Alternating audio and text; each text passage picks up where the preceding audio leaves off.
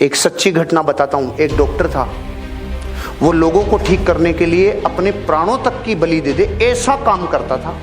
तो जिस एरिया में रहता था कई जगहों पे उसकी कार नहीं जा सकती थी, तो उसको पैदल जाना पड़ता था। एक दिन पूरे दिन मेहनत की, रात को थक के चूर होके 12 बजे आके सोया और रात को 2 बजे उसके फ़ोन बजा। 2 बजे उसका फ़ोन उसकी वाइफ ने उठाया, तो वाइफ फ़ोन पे उसको समझा रही थी कि आप उसकी गर्म पट्टी की जगह, वो गर्म हो रही है तो ठंडी पट्टी लगाओ, उसको कुछ प्राइमरी ट्रीटमेंट दो। इतने में इसकी चेतना ने इसको आवाज़ दी, कौन है? कि एक माँ है जिसकी बेटी बीमार हो रही है। उसकी चेतना ने पकड़ लिया कि कोई मेरे को याद कर रहा है। फिर उसने क्या किया, उसने पूछा कि कितनी प्रॉब्लम है, कि बुखार 104 डिग्री प्लस है।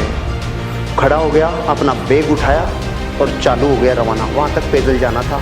तो जाते टाइम एक सुरंग थी, सुरंग में से जाते टाइम एक आदमी ने उसको आवाज़ दी, डॉक्टर। वो रुक गया। माचिस है क्या? तो उसने अपना बैग रखा, माचिस तिल्ली जलाई और उसकी सिगरेट जला दी। जलाते टाइम इसका चेहरा देखा, चला गया। फिर जब वापस आ रहा था उस लड़की का इलाज करके, वापस उसने पूछा, डॉक्टर माचिस है क्या?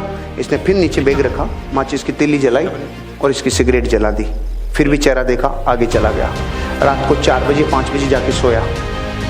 सुबह 7 बजे इसके ऑफिसर का फ़ोन आया, इसके डॉक्टर ऑफिसर का फ़ोन आया कि आपकी अर्जेंट ज़रूरत है हमें। रात को अपने ऑफिसर का किसी आदमी ने मार पिटाई कर दी, बहुत ज़्यादा घायल हैं। सुरंग में किसी ने इनको लूट लिया और इनको बहुत नुकसान पहुंचा है। इनका इलाज करने के लिए आपको आना पड़ेगा।